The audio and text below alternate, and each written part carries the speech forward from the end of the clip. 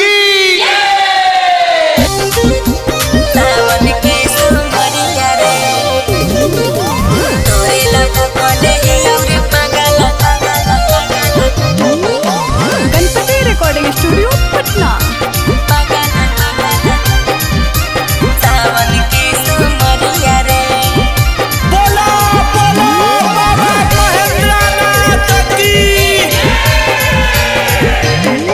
आगे जाही देवघर जल चढ़ावे ले के कांवरिया गे, जाही देवघर जल चढ़ावे ले के कांवरिया गे। अरे तोरे लबो खले ही और पागल सावन के सुमरिया रे तोरे लबो खले ही और पागल सावन के सुमरिया रे आगे तू चला साथे करी है बगल जाला ढरिया गे, तू चला साथे करी है बगल जाला ढरिया गे। अरे तोरे लबो खले ही और पागल सावन के सुमरिया रे तोरे लबो खले ही और पागल सावन के सुमरिया रे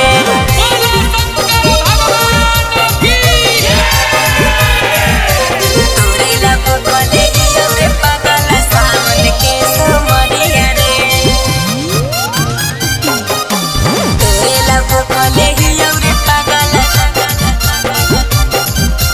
सावन के हे गे भोला जी के कारा बई दर्शनवा गे लाग जैसा जोड़ी यही लगानवा गे बेल के पतैया कली कनी तोरे नामवा मान ले लियो अभी तोरा अपन सजनवा चढ़ जइबई पैदल दोनों सुइया पहाड़िया गे, चढ़ जइबई पैदल दोनों सुइया पहाड़िया गे। अरे तोरे लबू खले ही और पागल सावन के सुमरिया रे तोरे लबू खले ही और पागल सावन के सुमरिया रे बोला बोला बाबा महेंद्रनाथ की। तोरे लबू खले ही और पागल सावन के सुमरिया रे सावन के सुमरिया रे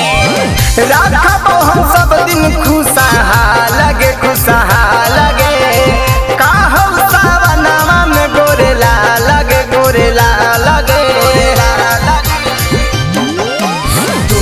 हमर भोला हही हम तोर पार्वती तोरे ला चढ़ैली औरे हम बेलपति पेन्हली है देवघर जाए गेरुआ रंग साड़ी